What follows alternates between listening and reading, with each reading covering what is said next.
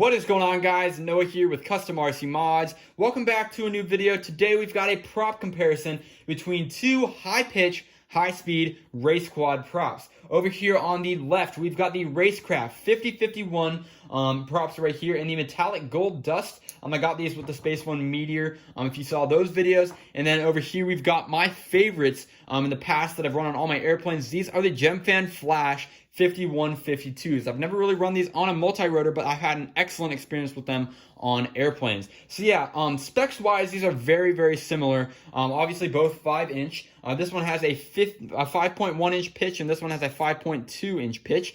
So that's a little bit different, I guess, but they should be very comparable. And what makes these different, these higher speed, high pitch props different than your typical like HQ 5x4x3 prop or something more traditional you'd see on a quad these days. And the real difference is obviously the pitch, but also how the power is delivered. The pitch is greater, and that provides more thrust at the sacrifice, of course, of your battery. I mean, this is going to be putting a very large load through your electronics, probably higher motor temps, as well as at the sacrifice of the smoothness of your power delivery as well. So it's an interesting toss-up, but on a quad like this one has 2205 motors. These are the Emax RS 2205 2300 kV motors. They are a little bit smaller than the industry standard 2207 or 2306 size motors. So to have that little bit of extra thrust at your fingertips is a really, really good thing. However, like I said, there is a few sacrifices and trade-offs for running these. So yeah, that is kind of the nice thing in where they kind of fit in on the smaller motor spectrum. But I've had great experiences with both of these props right here, and I'm just going to go ahead and get into a few things about them. First things first, both props, I'll go ahead and get these broken ones here. Both props have vortex generators of some kind on the ends, and that's hopefully going to smoothen out the airflow going over it, because traditionally you have, just this little standard ends right there. But since these are going to be a little bit less smooth with the high pitch, moving all that air so quickly, it's going to, cause more vibrations and things like that. These vortex generators help it smooth out a little bit better. And both RaceKraft and Gemfan have kind of put those into the design of their higher pitch props just for that sake of, getting that better performance out of them. And that will not only make it a little bit more smooth, it will also obviously put less tax on the motor, hopefully, and it makes them more quiet. Like I have this set of one of these 5152s on the Mini Scout, and that thing is near silent. I have a few videos on my channel. You can barely even hear the thing up in the air there. It's a really interesting flying experience, very relaxed and laid back and unintrusive, so that's interesting. And obviously the same kind of thing is over here on the RaceKrafts.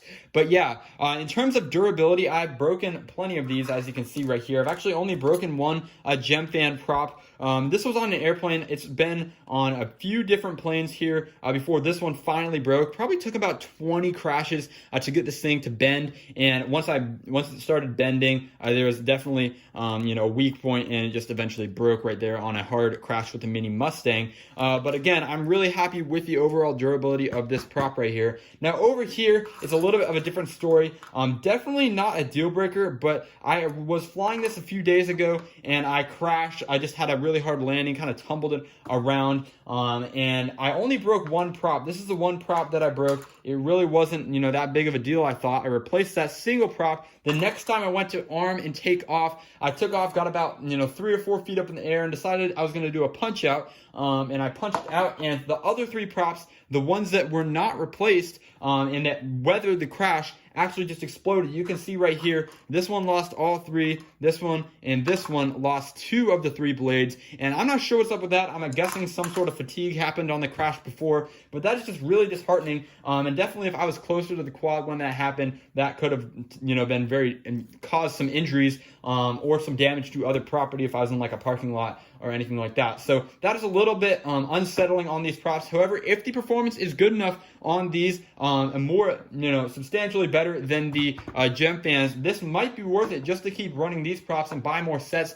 And every time you crash, I guess you're just going to have to replace all 4 to be safe. But it's a little bit unsettling, like I said. So yeah, let's go ahead and go through this test bed here, which, like I said, is the Space One Meteor. And this is the kind of quad with the 2205s that would take a high pitch prop. And this is what we're going to be testing both the RaceKrafts and the Gemfans on today.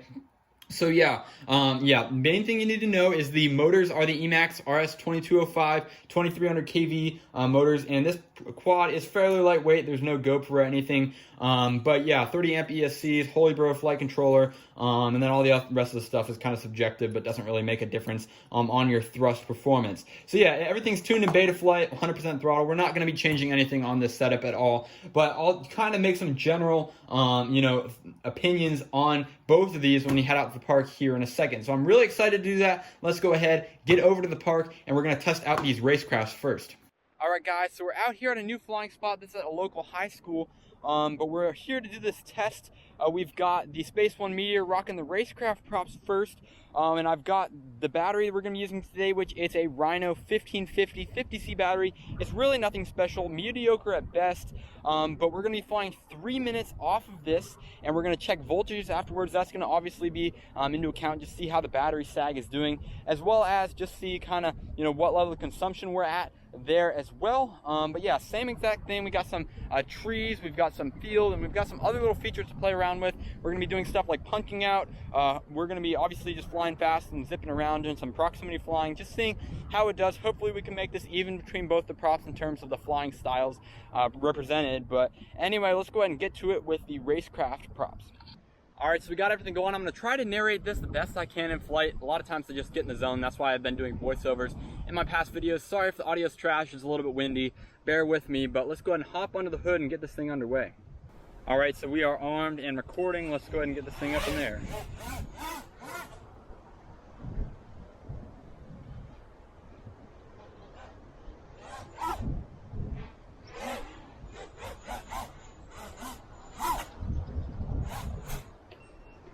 Alright guys, so I realized this when I just took off. Look at this right here. I don't know if you can see it, but this prop is cracked.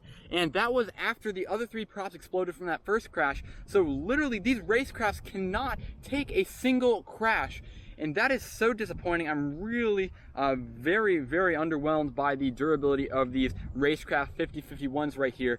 So yeah, that's unfortunate. I thought I was going to be able to do a full flight test, but looks like my last set right here is, completely done for now that I don't have an extra counterclockwise prop for this rear left motor. So yeah, let's go ahead and just bolt on those Gemfans and do a little bit of flying with them instead. Alright guys, so I've got the Gemfans bolted on here, and this thing looks really good. I was not as big of a fan of the metallic gold dust as I am of this really deep purple translucent color. Nice little looks to this Space One Meteor now, but let's go ahead and plop this down on the ground, arm it up, and get into the flight. Alright, so here we go. Let's get this flight underway.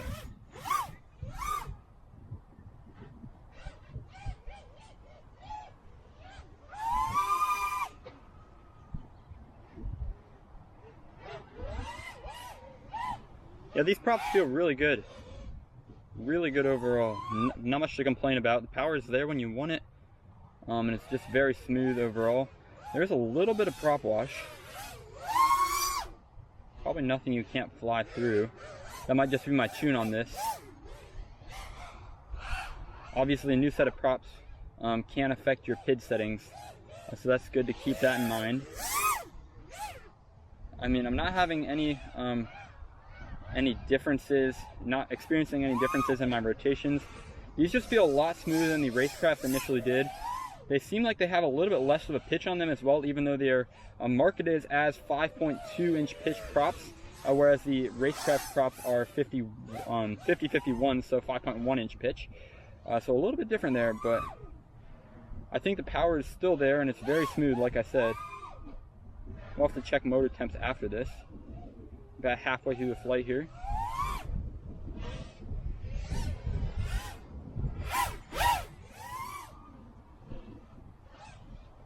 Yeah, this is a new flying area for me. This is my first pack through here.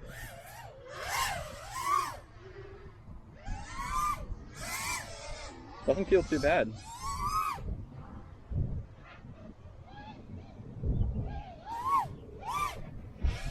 I definitely have to say that the wind is not affecting this at all.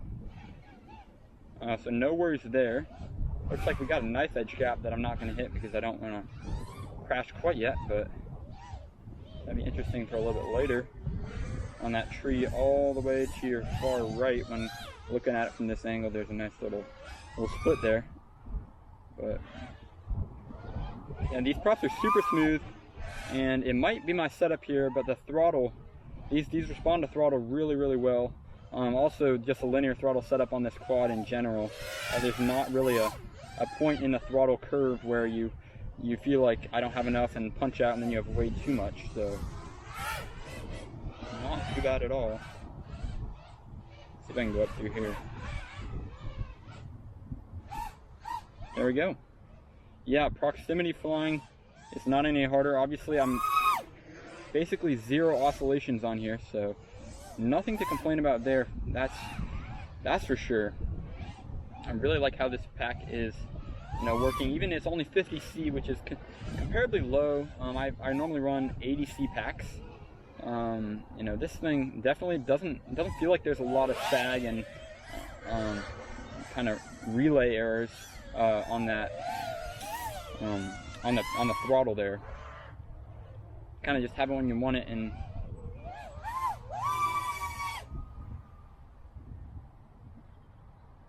nice big power loop there.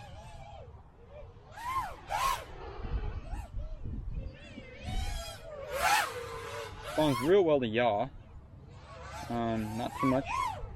Just overall very smooth, and a lot of times smoothness kind of corresponds to delay and control. But I really like these props on my airplanes, like I said, and obviously it doesn't really have anything to do with how your airplane performs on there with your prop, because that's just throttle. But yeah, this just really is a very responsive set of props here. I'm gonna go ahead and land now that we're at 4 minutes, kind of stretch my battery there, but flying really well. Let's go ahead and bring it in over towards the tree where we're at. That's it.